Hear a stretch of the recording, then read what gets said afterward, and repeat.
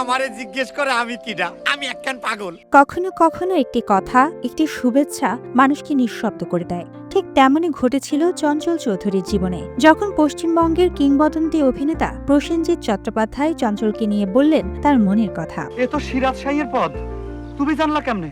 বাংলাদেশের জনপ্রিয় অভিনেতা চঞ্চল চৌধুরীর অভিনয়ে মুগ্ধতার সীমান্ত ছাড়িয়ে গেছে বহু আগেই। তবে এবার সেই মুগ্ধতা এক আবেগঘন মুহূর্তে ধরা দিল টেলিভিশনের পর্দায়। মাছরাঙা টেলিভিশনের বিশেষ আয়োজনে চঞ্চলের জন্য এলো পশ্চিমবঙ্গের কিংবদন্তির নায়ক প্রসেনজিৎ চট্টোপাধ্যায়ের একটি ভিডিও বার্তা।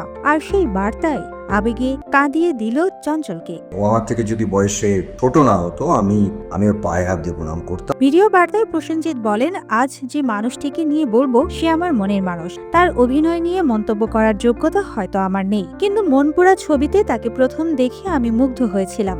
পরে যখন জানলাম আমরা একসঙ্গে মনের মানুষ করব, তখন সত্যিই আনন্দে ভরে উঠেছিলাম।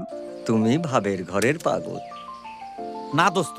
প্রসেনজিৎ আরো যোগ করেন, চঞ্চলের পদাতিক দেখে আমি অভিভূত হয়েছিলাম। মৃণাল সেনের মতো কিংবদন্তিকে রূপদান করা সহজ কাজ নয়। ও যদি আমার থেকে বড় হতো আমি হয়তো ওর পায়ে হাত দিয়ে প্রণাম করতাম। আমার অধিকাংশ নাটক দেখা। প্রসেনজিতের এমন ভালোবাসায় ভরা প্রশংসা শুনে নিজেকে আর ধরে রাখতে পারেননি চঞ্চল। চোখ ভিজে ওঠে তার। তিনি বলেন, আমি বাকরুদ্ধ। অভিনয় আমার কাছে নেশা আর পেশা, কিন্তু প্রসেনজিৎ দার মতো একজন শিল্পীর কাছ থেকে এমন সম্মান পাবো সেটা কল্পনাও করিনি।